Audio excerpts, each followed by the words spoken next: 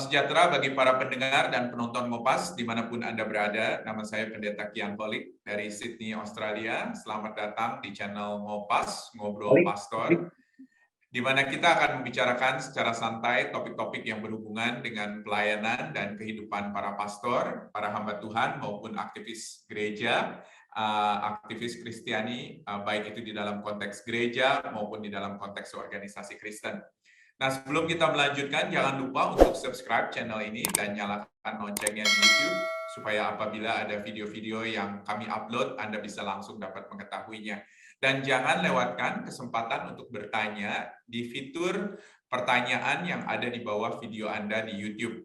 Jangan malu untuk bertanya kepada para narasumber, baik itu dari diskusi kita bertiga maupun juga dari pertanyaan-pertanyaan follow-up selanjutnya setelah Anda menonton video ini.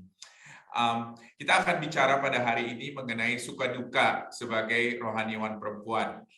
Dan tentunya siapa lagi yang saya undang kecuali rohaniawan perempuan. Dan kita bersyukur sekali kalau misalnya pada saat ini ada dua narasumber. Yang pertama-tama ialah Ibu Pendeta Sedihati Ghea dari Gereja Kristus Kartini Bogor. Dan yang kedua adalah Ibu Francisca Hemor dari Gereja Kristus Bandung. Nanti beliau-beliau ini akan memperkenalkan diri lebih lanjut. Saya ingin menyapa dulu nih, pertama-tama ke Ibu Sedihati Ghea. Ibu, apa kabar? Selamat pagi Pak, kabar baik dari Bogor. Puji Tuhan, Ibu Ghea bisa sedikit memperkenalkan diri mengenai pelayanannya di Gereja Kristus Kartini Bogor seperti apa, dan juga terutama mungkin sukacita di dalam pelayanan apa begitu ya di Gereja Kristus Kartini. Silakan Ibu Ghea. Ya, baik para pendengar dan semua rekan dimanapun berada pada pagi hari ini. Pertama-tama puji syukur saya bisa dihadirkan di ruang virtual ini, dan terima kasih juga untuk Pak Pendeta Kian yang bisa mengundang kami berdua sebagai narasumber di topik kali ini. Nah, saya Sedihati Ghea dari Gereja Kristus Bogor. Saya sekarang ini menggembalakan satu gereja yang berlokasi di Jalan Kartini Bogor, dan saya sebagai pendeta perempuan dan satu-satunya pendeta yang sekarang ditugaskan melayani di tempat ini. Ya, sebagai pendeta perempuan, saya merasa bersukacita. Ada sukacitanya, tentu juga ada tantangannya. Ya, biasa kalau dunia kita kan ada hak, ada kewajiban, ada sukacita, ada duka citanya gitu ya.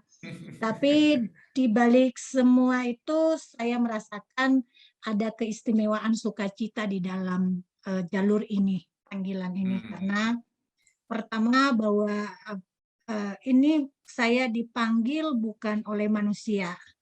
Saya dipanggil oleh Raja Semesta yang punya segala-galanya. Biasa kan kalau manusia dipanggil oleh pejabat atau ditempatkan di tempat yang spesial oleh orang-orang yang memiliki predikat yang cukup baik, kita merasa bangga ya. Jadi saya merasa bangga karena dipanggil oleh pribadi yang predikatnya raja di atas segala raja. Jadi Amin. saya percaya. Jadi itu sukacitanya kelihatannya ya. Ya, sukacitanya begitu kok, saya merasa dipercaya. Walaupun nanti banyak tantangannya juga. Gitu. Puji Tuhan. Nanti kita akan cerita mengenai tantangannya. Oke, kita beralih sekarang ke Ibu Siska. Ibu Siska panggilannya betul ya, Ibu Siska, Ibu Pendeta Siska. Selamat datang. Apa kabar Ibu? Oke, terima kasih Pak Kian. Saya sudah diundang untuk ngobrol-ngobrol bersama nih ya. Temanya kan kita ngobrol-ngobrol, kita sharing ya. Betul. Ya, betul. nama saya Pendeta Siska. Panjangnya sih Francisca Hemor. Saya dari Manado, tapi saya melayani di Bandung, di Gereja Kristus Bandung. Gereja yang kecil di tengah kota yang besar.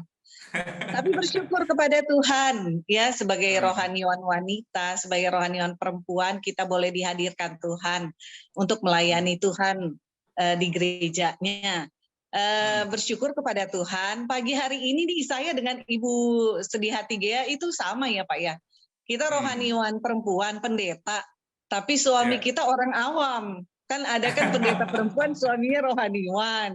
Nah, kalau Iya. kita berdua suaminya orang awam nih, kita berdua. Iya. Ya, saya ibu rumah tangga juga dari 2 orang anak. Anak saya 1 laki-laki, 1 perempuan. Dan bersyukur kepada Tuhan, sukacita yang besar. Kita boleh melayani Tuhan, melayani di ladang Tuhan, itu panggilan Tuhan bagi kita. Ada banyak orang yang dipanggil Tuhan ya. Ada banyak orang yang melayani Tuhan. Tapi kita khusus nih, ibu-ibu melayani Tuhan sebagai pendeta. Itu Pak Puji sukacitanya. Tuhan. Puji Tuhan. Kalau saya sebutnya pendeti ya, bukan pendeta berarti ini ya. Terima kasih sekali lagi. Asal jangan peniti, betul. Asal jangan peniti ya. Kalau biasanya ya, kita suka disingkat, Pak. Kita suka disingkat Ipen gitu ya. Ibu pendeta Ipen gimana Ipen gitu. Kalau Pak pendeta Pak Pen gimana. Kalau peniti bahaya Pak, nanti nusuk Pak. Gitu ya.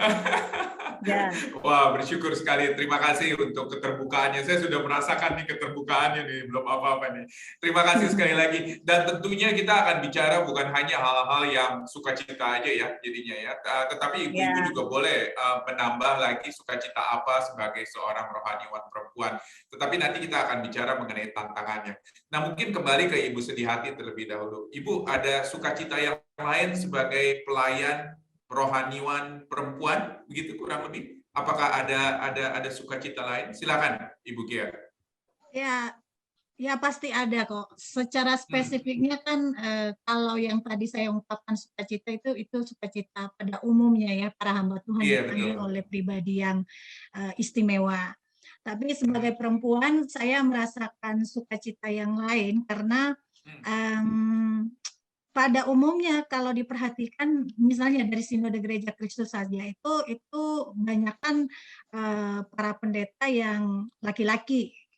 Jadi ketika dipanggil sebagai pendeta perempuan dan berada dalam panggilan itu, saya merasa bahwa saya istimewa gitu. Saya istimewa, saya diberi kesempatan menembus segala kekurangan dan menembus batas-batas dominasi yang telah dibangun oleh budaya. Saya merasa dipercaya gitu. Dan untuk sampai pada tahap itu ada tahap dan proses yang menurut saya itu panjang dan ada banyak hal yang kalau tidak kuat di dalamnya mungkin juga udah menyerah. Begitu. Jadi kalau secara spesifiknya saya sebagai pendeta perempuan ya, saya bisa bersukacita karena saya seorang perempuan yang bisa mengatasi segala hambatan itu dengan pertolongan Tuhan tentunya ya. Itu kira-kira karena tidak banyak yang bisa mengatasi masalah-masalah itu juga gitu. Makanya di tingkat sinode kita di Gereja Kristus dan di beberapa gereja-gereja tertentu para perempuan masih sedikit. Dan tentunya seperti yang tadi Ibu katakan bahwa identitas sebagai perempuan begitu ya di dalam ciptaan Allah itu pun juga merupakan suatu sukacita di dalamnya. Bersyukur kalau misalnya Tuhan menciptakan kita berbeda ya, tetapi kita memiliki tanggung jawab yang juga berbeda dan juga ada sesuatu panggilan yang khusus yang diberikan kepada setiap kita. Kita akan beralih sekarang ke Ibu Siska. Ibu Siska, secara unik nih, kira-kira apa sih sukacitanya sebagai seorang pelayan perempuan, rohaniwan perempuan? Silakan, Bu.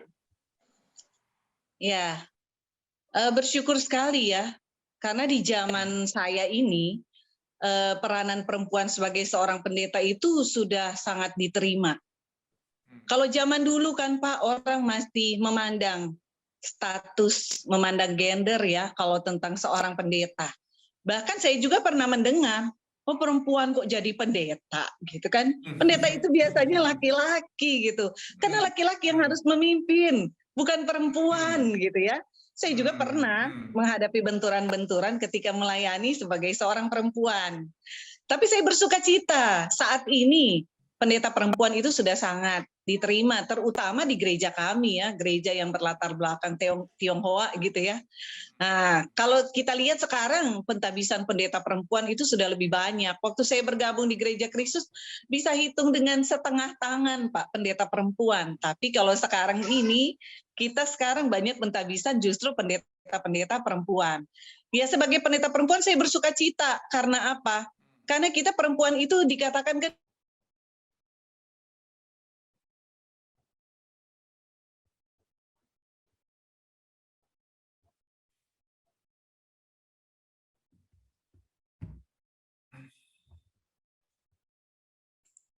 lebih terbuka gitu. Kemudian melayani anak-anak yang mengalami sesuatu lah di dalam kehidupannya, mengalami sesuatu sehingga anak-anak itu kan kalau ke laki-laki kan, apalagi anak perempuan kan untuk terbuka itu sulit. Tapi kalau ke ibu-ibu, bagaimana kita merangkul, mendekat mereka, dan mereka merasa nyaman dengan kita, saat itu kita bisa masuk untuk melayani, mengembalakan mereka. Jadi saya bersyukur Tuhan nggak pernah salah memilih dan menempatkan orang pada bidangnya. Tuhan tidak pernah salah mentabiskan orang, dan Tuhan tidak pernah salah memanggil seseorang untuk masuk di dalam pelayanannya. Itu sukacitanya, Pak. Baik, baik. Terima kasih banyak nih. Wah, ini sudah berbagi betul-betul cukup dalam nih. Tetapi tentunya ya, bukan hanya sukacita tentunya, banyak tantangannya. Saya yakin ibu-ibu juga mengalami tantangan yang begitu luar biasa sebagai seorang rohaniwan perempuan. Nah, saya kepingin tahu begitu loh, tantangannya apa saja sebetulnya yang pernah dialami, baik itu tantangan secara khusus maupun juga secara umum. Silakan, kalau misalnya memang nyaman, silakan boleh bercerita mengenai tantangan-tantangan tertentu di dalam hal-hal yang sangat praktis. Mungkin dari Ibu Sediati dulu, silakan Bu. Ya, banyak ya kok ya, baik dalam kita harus akui kita berada dalam budaya yang patriarki, didominasi sama laki-laki, dan walaupun perjuangan, walaupun pandangan tentang kesamaan gender itu sudah berlangsung, tapi akar-akar dari pemahaman itu masih mengambil bagian di dalam mindset banyak orang kan. Secara struktur barangkali di dalam jalur-jalur kita dan dalam praktik pelaksanaan tugas kita, secara struktur, secara aturan ya kita diterima gitu. Tapi kan secara tersirat kita seperti nomor 2 gitu. Nomor 2-nya seperti gini, kalau dalam hal kehadiran misalnya, ini udah hadir di suatu tempat, dicari pendetanya yang mana gitu. Tiba-tiba pendetanya perempuan. Oh, ini pendetanya. Ya, saya mengasumsikan bahwa dampak sepertinya kehadiran masih di dalam pandangan masyarakat banyak orang ya, walaupun nggak dikatakan, kehadiran seorang laki-laki itu, pendeta laki-laki lebih berdampak daripada kehadiran pendeta perempuan. Sehingga ketika kita sudah datang pun ditanyakan pendetanya mana gitu. Ini juga rohaniwan katanya. Oh, itu rohaniwan juga. Ya, ya, ya. Dan Ya, ya. Ada lagi, Bu? dalam berpendapat juga, kita ini menyampaikan pendapatnya sama dengan laki-laki gitu, pendeta laki-laki. Tapi ketika kita yang berbicara memiliki makna yang kalah power gitu dibanding dengan laki-laki yang berbicara. Itu nggak dikatakan, itu nggak tertulis secara aturan terbuka gitu. Tapi secara praktisnya masih ada mindset yang secara tak sadar juga membawa pada arah dan sikap kita terhadap masyarakat, sikapnya terhadap keterbukaannya kepada para pendeta itu masih ada sisa-sisa maskulinisme lah. Gitu. Jadi kalau kita berpendapat pun ya sama topiknya, poinnya sama, tapi lebih berharga kalau itu diucapkan oleh seorang laki-laki. Gitu. Seperti itu yang masih terasa sampai sekarang. Baik, baik. Terima kasih banyak nih untuk keterbukaan dan untuk sharingnya.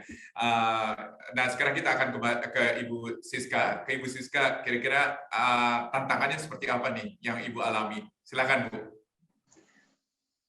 Tantangan yang dihadapi ya Pak ya, banyak sekali Pak. banyak Ya, sekali gitu kan. nggak usah semuanya Bu, sedikit aja. Ya, yang menonjol aja gitu. Nah, Ya, ya.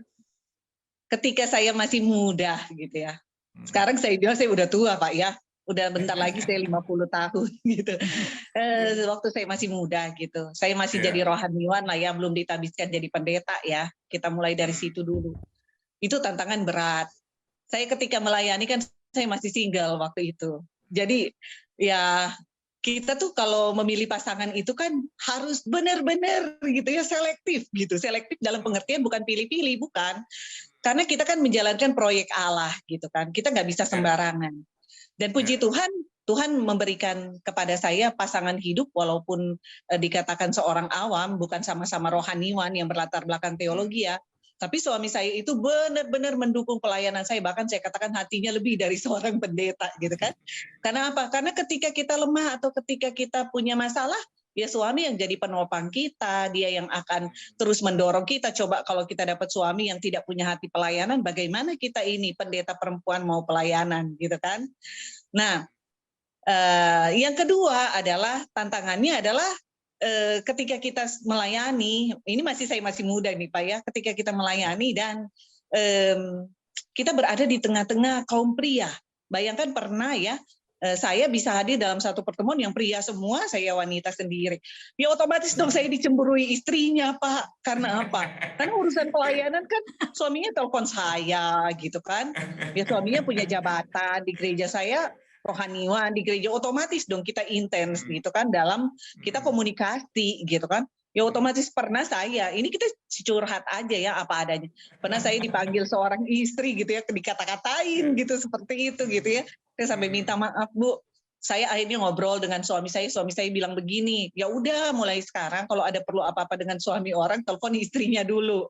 Permisi, kalau bisa pakai handphone istrinya aja gitu ya, pasang apa sih speaker gitu biar istrinya tahu gitu sedang keperluan apa gitu. Ya itu. Tapi dengan bertambahnya usia ya wibawa kita juga kan makin bukan makin naik ya, tapi wibawa kita makin kelihatan gitu. Dengan bertambah usia juga kan orang semakin melihat kita berbeda gitu kan. Kepemimpinan kita juga semakin bertumbuh di dalam Tuhan gitu. Kita juga bisa mengetahui, bisa memilah-milah mana yang bisa menjadi sumber masalah, mana yang bisa mendatangkan damai sejahtera. Ya, itu akan datang dengan sendirinya, beriring dengan waktu pelayanan. Ada banyak dipandang sebelah mata, seperti kata Ibu Sediati juga, bahkan orang bisa heran, oh pendetanya perempuan. Itu sering Pak terjadi gitu kan. Tetapi bagaimana kita menunjukkan setelah itu gitu bahwa pendeta perempuan dengan pendeta laki-laki kualitasnya itu sama. Kan karya kita yang menunjukkan siapa kita. Itu aja sih Pak, memang kalau orang baru kenal kita yang mereka juga pasti melihat, apalagi kalau berada di latar belakang gereja yang belum bisa sepenuhnya menerima tentang pelayanan pendeta perempuan. Tapi ketika kita berkomunikasi dan ketika kita menunjukkan karya kita, orang akan bisa menilai siapa kita sebenarnya. Itu kita lakukan. Jadi identitasnya itu bukan ditentukan oleh gendernya, tetapi identitasnya itu ditentukan oleh karyanya, betul? Iya gitu betul, ya, betul. Kita nggak bisa nggak bisa melarang orang untuk punya persepsi dong terhadap kita. Boleh, semua orang boleh punya persepsi, tetapi kita menunjukkan bagaimana panggilan Tuhan kepada kita itu, bahwa kita memang sungguh-sungguh dipanggil Tuhan sebagai seorang pendeta perempuan, itu yang perlu dibuktikan. Baik, luar biasa. Terima kasih banyak nih untuk terbukaannya sekali lagi. Dan yang menarik memang saya nggak tahu ya apakah banyak di Indonesia atau tidak, tetapi maksudnya ada juga orang-orang yang melihat beberapa basis pengajaran yang ada di dalam Alkitab dan melihat bahwa ternyata misalnya contohnya dari 1 Timotius 2, ternyata ini ada perempuan dan mungkin tidak bisa menerima karena basis pengajaran tersebut gitu ya. Jadi mungkin ada hal-hal seperti itu. Apakah pernah mengalami ibu-ibu orang-orang yang melihatnya dari pengajaran Alkitab tantangan tersebut? Mungkin ke Ibu Sediati terlebih dahulu. Ya, kalau kalau di masyarakat itu ya punya beragam pandangannya terhadap pendeta perempuan. Mungkin juga karena Ya. memang ada ajaran-ajaran tertentu yang masih belum terbuka dan belum menerima pendeta perempuan. Seperti yang tadi Pak Kian sampaikan bahwa ada yang menafsir teks Alkitab secara harafiah gitu. Lalu tidak bisa direinterpretasi seperti apa dalam menjawab tantangan zaman, bagaimana teks itu berbicara gitu. Jadi memang ada pengaruh-pengaruh ajaran, ada juga karena pengaruh budaya yang sudah terlanjur dianggap sebagai kebenaran gitu. Iya. Jadi stigma sosial itu kalau pokoknya kalau perempuan itu ya udahlah urusan domestik saja gitu. Belum urusan belum urusan domestik dalam pengertiannya pun juga dianggap rendah pula gitu. Jadi Iya, iya. padahal kan Dan urusan kelihatannya yang lebih dominan yang kedua itu kelihatannya ya kalau misalnya di masyarakat Indonesia ya. ya, jadi urusan domestik Ya. udah gitu dianggap domestik itu juga rendah. Padahal kalau dipikir-pikir urusan domestik itu juga tidak bisa kalau laki-laki tanganin sendiri gitu. Iya, betul, Berhargalah betul, bernilai betul. di hadapan Tuhan. Jadi Iya, iya, baik. cara pandang itu bisa lahir memang dari perbedaan ajaran dan juga Iya. pesan-pesan budaya yang masih bersisa sampai sekarang dan terlanjur dianggap kebenaran bukan dari hanya pihak laki-laki tapi dari pihak perempuan sendiri juga gitu. Baik, baik. Terima kasih banyak. Ibu Siska ada ingin ditambahkan mengenai hal tersebut? Silakan Bu, singkat saja. Tentang apa tadi Pak? Saya kehilangan signal tadi, sempat hilang gitu. Tadi mengenai tantangan-tantangan khususnya kepada orang-orang yang mungkin berpandangan hal-hal tertentu dari Alkitab yang melihat bahwa perempuan tidak seharusnya melayani di gereja. Silakan Bu. Oh, tentang itu. Iya, Oke, iya, Pak. iya. Memang kan di Alkitab juga bilang bahwa perempuan jangan mengajar laki-laki, apalagi kan ya. Iya, itu 1 itu kan Timotius 2, gimana tuh? itu menjadi tantangan kita gitu kan. Nah, tapi kembali lagi ketika kita mengajar jemaat tentang konteks yang ada, kemudian dengan budaya yang berbeda dan bagaimana perkembangan zaman, bagaimana juga Tuhan melibatkan wanita, ya lama-lama itu akan tergeser dengan sendirinya pandangan seperti itu. Kalau saya sih melihat seperti itu. Selama saya jadi pendeta, ya, kalau misalnya orang mau mendengar kita sampaikan, kalau tidak biar Tuhan yang akan meneruskan. Ada waktunya kok Pak, segala sesuatu. Mungkin itu kali. Amin. Ya, terima kasih banyak. Ya, nah tentunya dari tantangan-tantangan ini, ibu-ibu saya yakin pernah menghadapi tantangan-tantangan ini dan pernah mengatasinya, begitu ya. Nah, saya ingin tahu gitu loh, kayak pengen tanya, cara-cara apa saja yang ibu-ibu lakukan untuk mengatasi tantangan-tantangan ini? Nah, silakan mungkin ke Ibu Sediati terlebih dahulu. Kira-kira apa saja langkah-langkah praktis yang Ibu Sediati lakukan untuk mengatasi tantangan-tantangan tersebut? Silakan.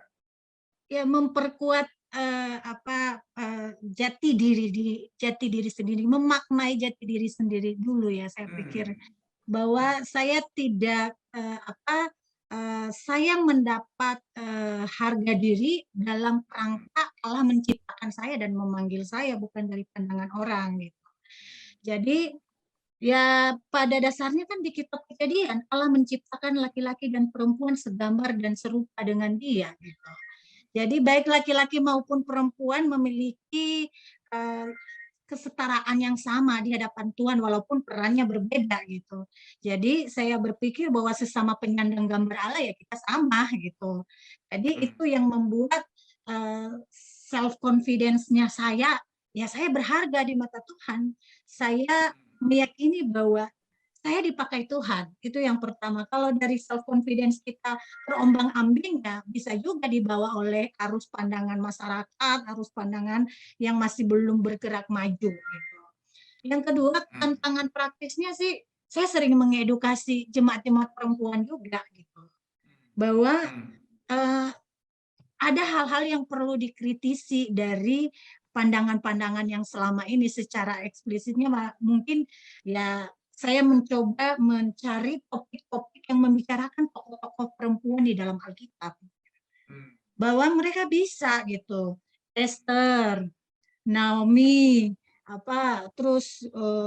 Ruth, terus Maria, itu kan para tokoh yang sebenarnya secara ideal dipakai oleh Allah.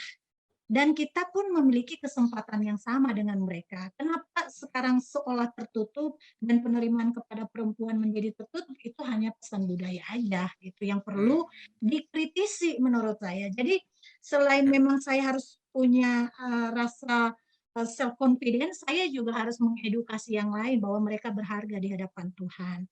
Dan itu juga topik-topik itu dalam pembicaraan-pembicaraan dengan kaum bapak-bapak ya, kita sering membicarakan, berdiskusi tentang, kalau para laki-laki kan senang yang berdiskusi. Berdiskusi tentang bagaimana perannya laki-laki dan perempuan di rumah dan kita bawa dalam situasi konteks yang lebih luas dalam gereja gitu. Seru kok. Baik. Ya, terima kasih banyak. Wah, itu aja sudah kaya, saya yakin ya. Jadi dari melihat jati dirinya dan juga melalui edukasi. Saya rasa dua hal itu memang yang perlu kita lakukan, baik di dalam pembinaan kepada jemaat maupun juga di dalam pengajaran dari mimbar juga, saya yakin. Mungkin ke Ibu Siska. Ibu Siska, Ibu pernah menghadapi tantangan-tantangan dan pernah mengatasinya tentunya. Boleh bagikan sedikit cara-cara Ibu mengatasi seperti apa? Baik, ya. Yang pertama saya meyakini bahwa Tuhan tidak pernah salah memberikan panggilan kepada seseorang. Dan Tuhan juga tidak pernah salah menempatkan orang di dalam satu situasi tertentu. Walaupun kadang kita merasa situasi itu sangat berat bagi kita. Nah, sebagai pendeta perempuan, sebagai rohaniwan perempuan, ya cara kita mengatasinya adalah kita harus paham betul panggilan Tuhan.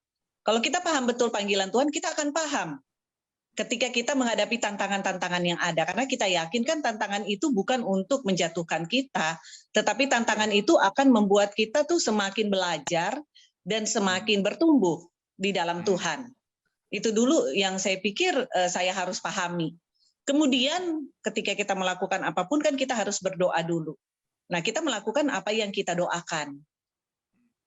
Dan kita mendoakan apa yang kita lakukan.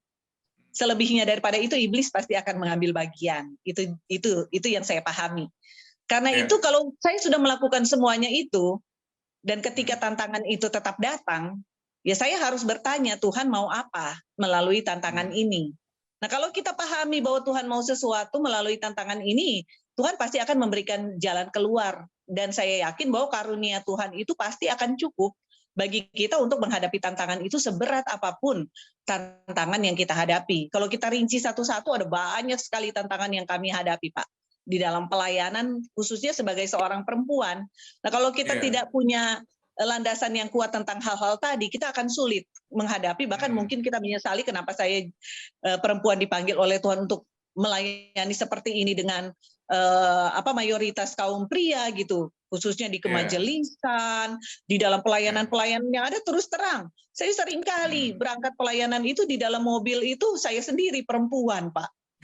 Itu. Kemudian di dalam mengambil keputusan itu, bagaimana seorang perempuan harus mengambil keputusan di tengah berbagai pendapat kaum pria, itu juga merupakan hal yang sulit, tetapi kita seorang pemimpin, tetap yang harus mengambil keputusan. Ya disitulah saya katakan Tuhan menolong saya sejauh ini gitu, ketika kita mengambil keputusan bersama dan itu mendatangkan damai sejahtera bagi semua orang. Jadi hal yang harus kita lakukan ketika kita menghadapi tantangan yang besar di dalam pelayanan apapun itu, kita harus mengerti apa kehendak Tuhan dan melibatkan Tuhan di dalam hal itu. Itu cara saya di dalam menghadapi tantangan. Saya rasa itu saran-saran yang sangat praktis sekali dan juga penting menurut saya ya, yang bisa diberikan kepada pelayan perempuan yang lainnya. Nah, tentunya Bu, secara umum nih ketika kita akan menutup pembicaraan kita pada saat ini, ibu-ibu mempunyai saran-saran praktis, baik itu kepada pemimpin-pemimpin perempuan yang akan menjadi pemimpin nanti di waktu yang akan datang, jadi belum menjadi pemimpin, ataupun mereka yang sudah menjadi pemimpin, misalnya yang sudah menjadi pendeta di gereja, atau mungkin menjadi majelis di gereja. Apakah ada saran-saran praktis gitu yang bisa diberikan kepada mereka dari kacamata ibu-ibu sebagai pemimpin-pemimpin rohani yang perempuan, begitu ya. Jadi pertanyaannya itu adalah saran-saran apa saja yang bisa diberikan kepada pemimpin-pemimpin perempuan. Mungkin dari Ibu Sediati terlebih dahulu, dan kemudian nanti ke Ibu Siska. Silakan Ibu Sediati. Ya, saran-saran praktisnya sih kalau menurut saya lebih utama relasi yang di atas ya kok ya. Relasi yang kuat dengan Tuhan, dengan begitu bisa memaknai, bisa memandang, bisa meresponi secara tepat apapun yang terjadi. Dan kalaupun ada banyak perbedaan dalam memimpin, ada banyak kendalanya, ya butuh yang namanya kerendahan hati, komunikasi yang baik. Kadang-kadang perbedaan itu bukan lagi perbedaan yang diperdebatkan, tapi kadang-kadang egonya yang lebih banyak berbicara, mau berperang ego di dalamnya. Jadi sebagai rohaniwan perempuan, dia memiliki kelembutan, kesabaran yang bagi saya itu menjadi keunggulannya dibanding yang lain, dibanding laki-laki ya. Dia bisa membuka komunikasi tanpa angkat senjata, kira-kira begitu, tanpa pakai perang urat saras dengan pihak-pihak tertentu. Jadi bagi saya secara praktisnya ya memperbaiki hubungan terus-menerus dengan Tuhan, tidak boleh lepas dengan Tuhan.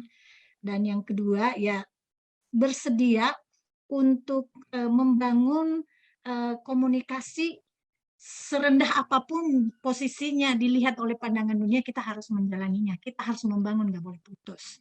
Kira-kira begitu kalau menurut saya. Baik. Jadi kembali lagi kepada hubungan pribadi dengan Tuhan, melihat siapa dirinya dan juga apa yang Tuhan panggil gitu ya untuk dilakukan. Saya rasa itu penting ya bagi setiap pemimpin dan khususnya kepada pemimpin perempuan begitu loh yang ada di gereja-gereja. Baik, terima kasih sekali lagi. Ibu Siska, Bu, ada saran-saran yang ingin diberikan Bu bagi para pemimpin perempuan? Ya, sebagai seorang pemimpin perempuan, tentunya kita harus tahu betul kekuatan kita. Karena Tuhan kalau mengangkat pemimpin, Tuhan pasti kasih karunia. Tuhan pasti kasih kekuatan. Kita harus tahu betul apa yang dianugerahkan Tuhan bagi kita, kemudian kita harus lihat betul tempat di mana kita melayani. Tuhan tidak mungkin memberikan kita tempat di mana kita tidak maksimal. Jadi Tuhan memberikan kekuatan kepada kita dan Tuhan memberikan tempat di mana kekuatan kita itu bisa menjadi maksimal. Gitu. Nah, wanita itu banyak sekali kekuatannya, Pak. Tadi Bu Sediati udah bilang kelembutannya, itu kekuatan loh, Pak, bukan kelemahan gitu kan. Bagaimana ketika laki-laki bisa saling adu otot gitu ya, ketika otak nggak mampu gitu kan. Nah, kita perempuan kan bisa masuk di situ dengan kelembutan kita bisa meruntuhkan gitu ya tembok-tembok yang dibangun gitu seperti itu. Kemudian kita juga harus menyadari betul bagaimana kita itu menempatkan diri sebagai seorang perempuan. Jadi tidak menyalahi kodrat kita ya sebagai wanita gitu ya, kita adu-aduan dengan laki-laki, nggak perlu gitu kan. Kita pakai apa yang Tuhan tetapkan bagi kita sebagai seorang perempuan itu kita pakai dengan maksimal gitu di dalam kepemimpinan kita, karena kita memang adalah seorang perempuan gitu.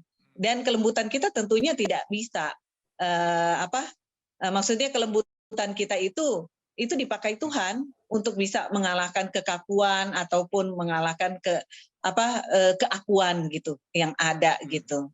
Dari kebanyakan kan kalau laki-laki itu kan kalau satu keras satu lawan keras lagi, kalau perempuan kan enggak gitu, seperti itu. Mungkin itu yang bisa saya sampaikan gitu dibandingkan dengan dengan yang tadi sudah untuk melengkapi apa yang sudah disampaikan oleh Ibu Sediati tadi. Baik. Wah, luar biasa ya. Ternyata ada begitu banyak hal yang bisa disumbangkan oleh para pekerja perempuan di dalam kerajaan Allah. Dan saya yakin dan percaya kita semua dipanggil untuk melakukan peranan kita masing-masing di tempat yang berbeda-beda, di dalam posisi yang berbeda-beda, tetapi di dalam satu kerajaan yang sama, yaitu kerajaan Allah, dengan misi yang sama, yaitu misi Allah untuk membawa banyak orang untuk mengenal Tuhan Yesus dan untuk mengikuti Tuhan Yesus dan untuk melayani Tuhan Yesus di dalam kehidupannya. Terima kasih banyak loh ibu-ibu buat waktunya ini. Saya yakin dan percaya ini akan memberikan inspirasi, memberikan dorongan kepada para pemimpin-pemimpin perempuan lainnya. Dan saya yakin dan percaya juga kita berdoa biar lebih banyak lagi pemimpin-pemimpin perempuan boleh naik dan boleh menjadi pemimpin-pemimpin gereja di masa yang akan datang, baik itu di dalam peranannya yang berbeda-beda maupun juga di dalam tugas yang berbeda-beda. Terima kasih banyak ya buat waktunya. Kita akan tutup dalam doa. Ya, kita akan tutup di dalam doa dan kita bersyukur kepada Tuhan buat pembicaraan kita pada siang hari ini. Terima kasih ya Tuhan buat waktu yang Tuhan berikan buat kami untuk bersama-sama berbincang, walaupun singkat, tetapi kami yakin dan percaya Tuhan hadir di tengah-tengah kami. Dan Tuhan, kami bersyukur kalau misalnya Engkau memanggil Ibu Setiati, Ibu Siska di dalam pelayanan yang unik, di dalam pelayanan yang berbeda. Tetapi kami yakin dan percaya Tuhan, kami melayani Tuhan yang sama, melayani Raja yang sama, dan di dalam kerajaan yang sama. Tuhan, kami menyerahkan mereka berdua di dalam pelayanan mereka ke dalam tangan Tuhan. Dan Tuhan, kami rindu supaya Tuhan boleh membangkitkan lebih banyak lagi tenaga rohaniwan mereka yang mungkin dari gender yang berbeda-beda ya Tuhan, untuk bersama-sama melayani Tuhan, karena ada begitu banyak sekali lagi ya Bapa, lahan yang Tuhan sudah berikan, ladang yang Tuhan sudah berikan kepada kami, tetapi pekerjanya sedikit. Oleh karena itu kami berdoa Tuhan supaya Tuhan boleh mengirim pekerja-pekerja ke ladang. Terima kasih ya Bapa, kami bersyukur buat pembicaraan kami, Kau boleh memberkati dan Kau memberkati pekerjaan yang dilakukan, pekerjaan pelayanan dilakukan oleh Ibu Setiati dan Ibu Siska. Di dalam nama Yesus kami berdoa. Amin. Amin.